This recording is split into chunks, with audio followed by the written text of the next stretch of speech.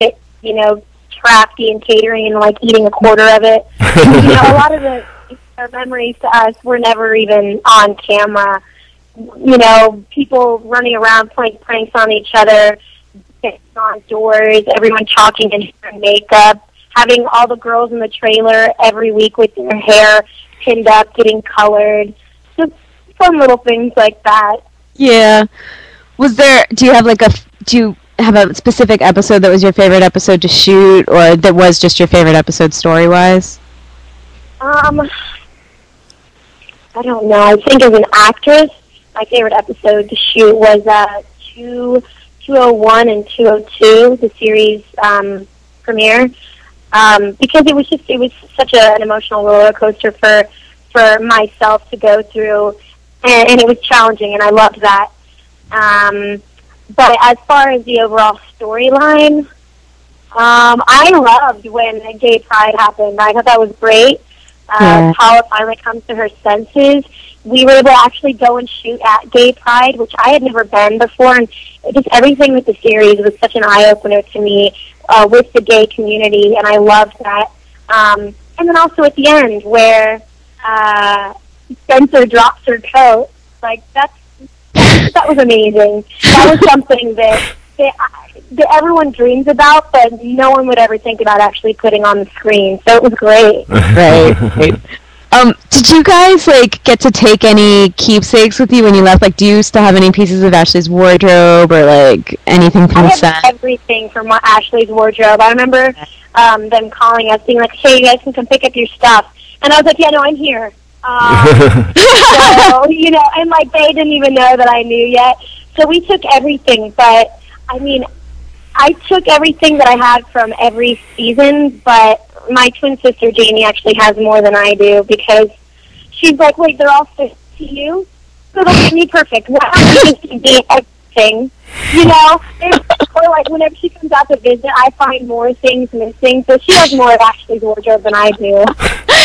Is she rocking the bras and vest combo? Oh, heck yeah. Yeah, I go to her bra drawer when I'm back home if I need to borrow something. I'm like, "You took this one?" She has 80 Betsy Johnson bras that I wore on the show, and I'm like, that's not even fair right now. Oh my God, are they Betsy Johnson bras? I didn't even know Betsy Johnson every made single bra that you guys saw, which was my entire wardrobe, was a Betsy Johnson bra. Oh my God. That must have been kind of fun. I was like, what a hard life I live for this character. Oh my God, and I have to take them home. I don't have room. Where do I put all my bras? I know. So other than Ashley's bras, have you carried her, do you feel like you sort of changed at all as a result of playing Ashley, as being her for 3 seasons? Did it kind of change who you are as a person at all? Because she was such a strong character. It has to have, you know.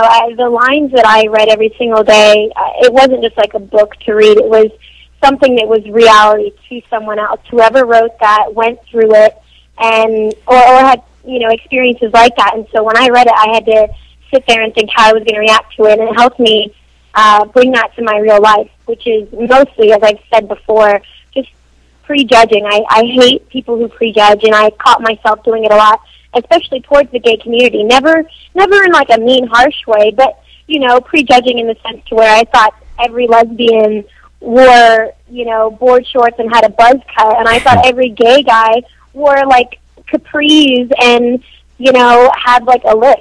You know, that's what I thought, and then I realized I've met some extremely feminine lesbians and extremely masculine gay men, and that's the main thing that Ashley helps me do. And also trying to be more confident about who I am, because Ashley was she was so sure of herself, and she didn't care what people thought about her, and she spoke her mind, and I try to be more like that.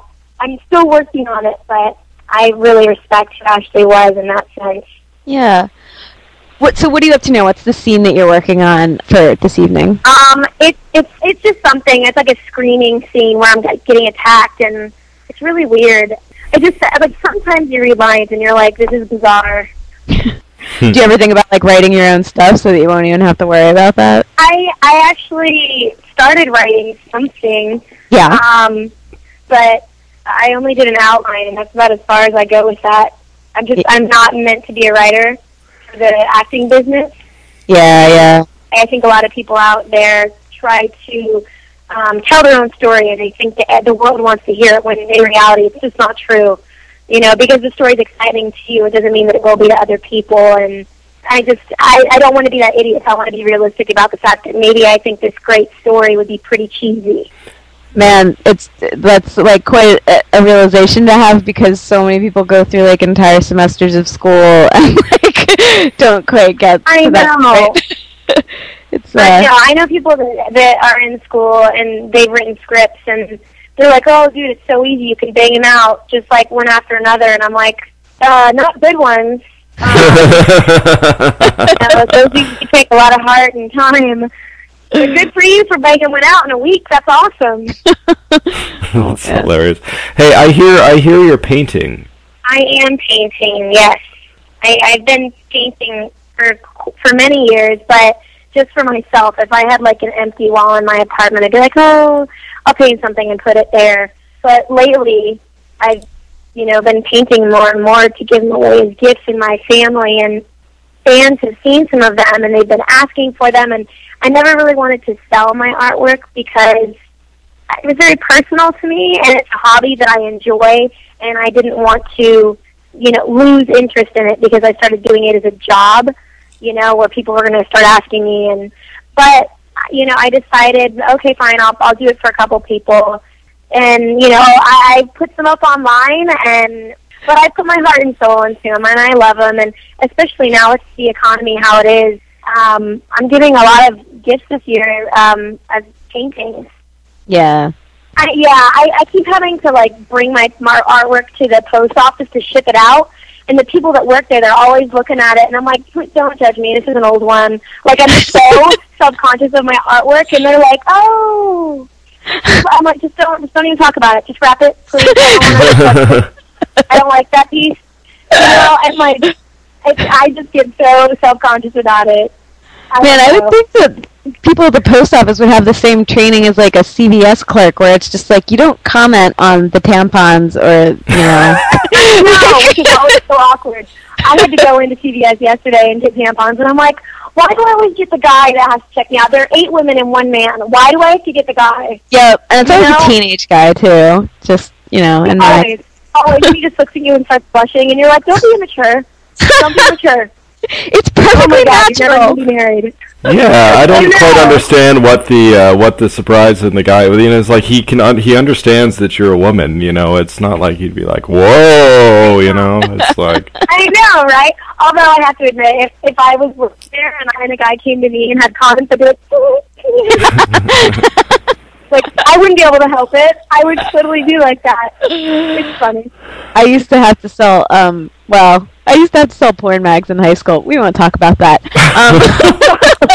You had to, okay.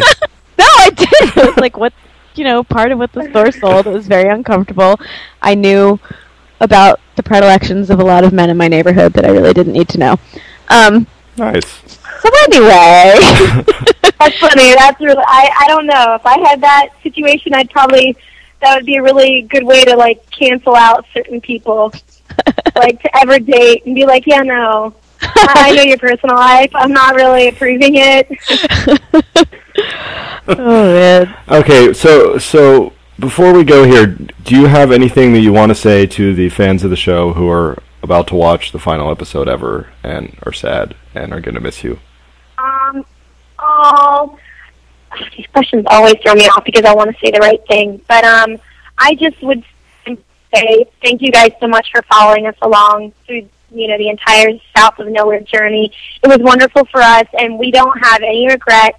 So I hope that the fans don't either. I hope that they just accept the fact and are happy about the fact that there was a South of Nowhere at all, and that it did go as many seasons as it did. And buy the DVDs and watch them over and over again, and they'll never get old.